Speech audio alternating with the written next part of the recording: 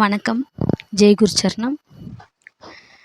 அதிக விழிப்புணர்வுடன் இருங்கள் அப்படிங்கிற வீடியோ தான் நிறைய போட்டிருக்கேன்.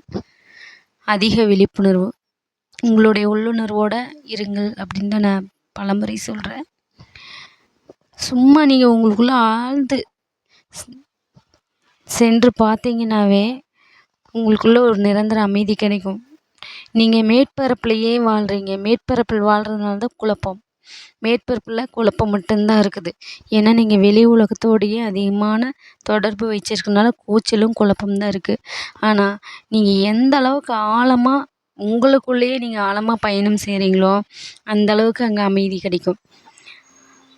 அமைதி, ஆனந்தம், நல்ல அனுபவம், வாழ்க்கையை ஒரு நல்ல ஒரு பரிமாணத்துக்கு எடுத்து செல்லும். அங்கே தவறுகள், தப்பு இதெல்லாம் மறைய ஆரம்பிச்சிடும். நான் உங்களோட குறைகளையெல்லாம் மாற்றிக்குங்க அப்படின்னு நான் சொல்ல வரல. உங்களை நல்லவங்களாக மாற்றிக்குங்க, உங்கள் குணங்களை மாற்றிக்குங்க, கோவப்படாதீங்க அப்படின்லாம் சொல்ல வரல. உங்களை நல்ல விழிப்புணர்வு அடையுங்கள்னு தான் சொல்கிறேன். நீங்கள் விழிப்புணர்வுக்கு வந்தீங்கன்னாவே உங்களோட தவறுகளையும் உங்களுடைய தப்புகளையும் பற்றி நீங்கள் எதையுமே worry பண்ணிக்க வேண்டியதில்லை. எல்லாமே அதிக விழிப்புணர்வோடு இருக்கிறப்ப, தன்னுணர்வோடு இருக்கிறப்ப அதுவே உங்களுக்கு கரெக்டான ஒரு பாதைக்கு கொண்டு போயிடும். நீங்கள் மேல் பரப்பில் இருக்கிறனால தான் குழப்பத்தோடு இருக்கிறீங்க.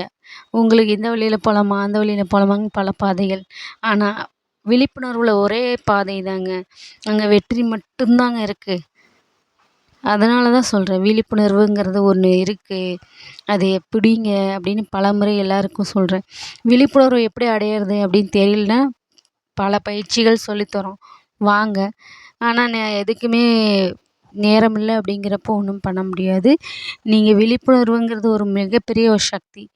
அந்த முழு சக்தியுமே விழிப்புணர்வு மேலே செலுத்துனீங்கன்னா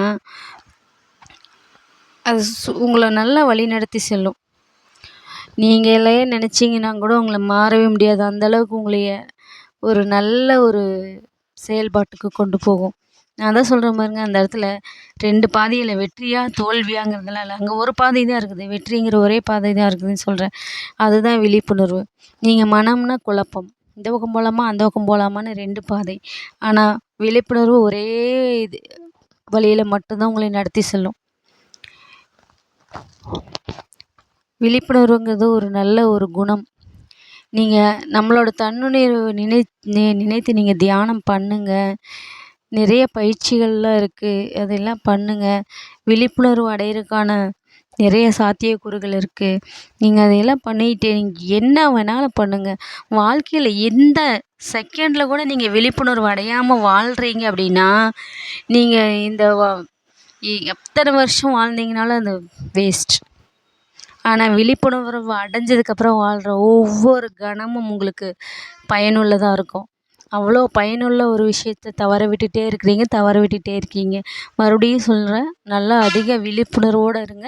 விழிப்புணர்வுனா என்னங்கிறத முதல்ல பயிற்சி செய்து தெரிஞ்சுக்குங்க.